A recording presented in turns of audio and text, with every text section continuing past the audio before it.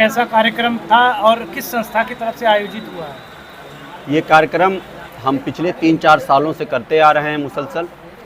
और ये all India मोहम्मदी mission और आशिकाने अहले बैत इंतज़ामिया कमेटी की जानिब से किया गया था। और इसमें अच्छी बात यह है कि इसमें शहर की और भी तमाम कमेटियां भी जो उनके ज़िम्मेदारान हैं वो भी यहाँ पे शामिल हुए। और आज हम यौम आज़ादी के मौके पर अपने बुज़ुर्गों की अजीम कुर्बानियों को याद किए, और हमारे जो बच्चे भी थे वो भी स्पीच दिए और अपने इतिहास के बारे में लोगों को बताया। हम यही कहेंगे कि जंग आज़ादी के दौरान एक मिसाल खाली देना चाहते हैं कि हज़रत मोहानी ने इनकलाब जिंदाबाद का नारा दिया, और इस नारे को जब भगत सिंह ने असम्बली में अंग्रेज़ों के ख़िलाफ़ जब सदा लगाई है तो इस नारे को वो उरूज़ मिला है कि आज भी आप देखिए कोई भी विरोध प्रदर्शन हो तो जब तक इनकलाब जिंदाबाद का नारा ना लगे जब तक लगता है कि सीने में आग धड़क नहीं रही है। तो इससे यही साबित होता है कि हमको जिस तरीके से हमारे आबाओ अजदाद ने मोहब्बत, प्रेम, एकता, आपसी भाईचारा के एक साथ रहकर इस देश को अंग्रेज़ों से आज़ाद कराया था, आज वो अलग बात है कि जो भी नफ़रतवादी लोग अपनी सोच रखते हैं हमें उनको दरकिनार करना है, और हमें प्रेम और मोहब्बत के साथ इस देश की तरक्की के लिए, अपने बच्चों के लिए, शिक्षा के लिए, भ्रष्टाचार के खिलाफ हमें एकजुट होकर आगे आना होगा, तभी इस देश की तरक्की संभव है। हमारी संस्था ने ब्लड डोनेट कई बार हम लोगों ने कैंप लगाया। अभी कोविड काल में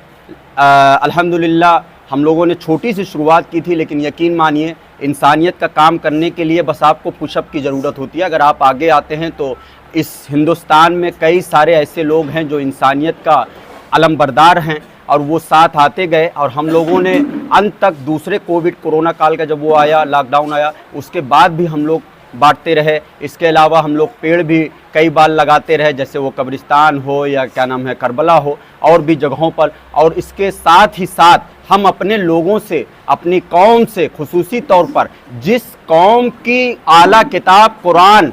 में की पहली आयत इकरा हो, उस कौम के बच्चों को,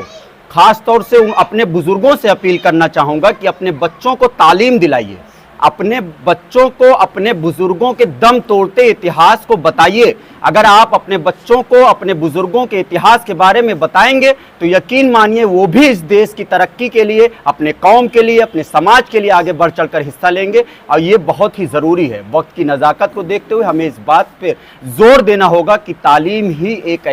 ऐसी कुंजी है जिससे देश की तरक्की, कौम की तरक्की हो सकती है। सितम के ख़िलाफ़ जो हमारे बुज़ुर्गों ने कुर्बानियाँ पेश की और हमारे इस प्यारे मुल्क को आज़ादी दिलाई, तो उस आज़ादी को और उनकी कुर्बानियों को याद करते हुए आशिकाने अहले बैत इंतज़ामिया कमेटी और ऑल इंडिया मोहम्मदी मिशन के तहत ये प्रोग्राम किया गया, जिसमें छोटे छोटे बच्चों ने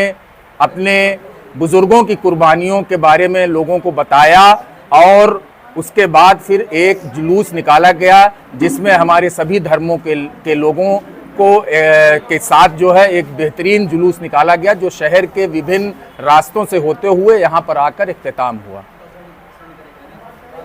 क्या मैसेज देना चाहते हैं आप इस जुलूस के माध्यम से, इस कार्यक्रम के माध्यम से? सिर्फ एक यही मैसेज हम देना चाहते हैं कि जिस तरह से हमारे बुजुर्गों ने जाति धर्म के बंधन को तोड़कर जब एकजुट हुए तब इस मुल्क को आज़ादी मिली, तो जब तक हम हिंदू, मुस्लिम, सिख, ईसाई आपस में एकजुट होकर देश की तरक्की के लिए कोई काम नहीं करेंगे तब तक हमारा मुल्क तरक्की नहीं कर सकता है। इस प्रोग्राम को करने के बाद आपको कैसा महसूस हो रहा है? इस प्रोग्राम को कर हमें बेहद खुशी हो रही है कि आज हमारे छोटे छोटे बच्चे अपने बुजुर्गों की कुर्बानियों के बारे में जान रहे हैं, और हम उनसे यही अपील करेंगे कि वो अपनी हिस्ट्री को पढ़ें और अपने बुजुर्गों की कुर्बानियों के बारे में जानें और लोगों को बताएं।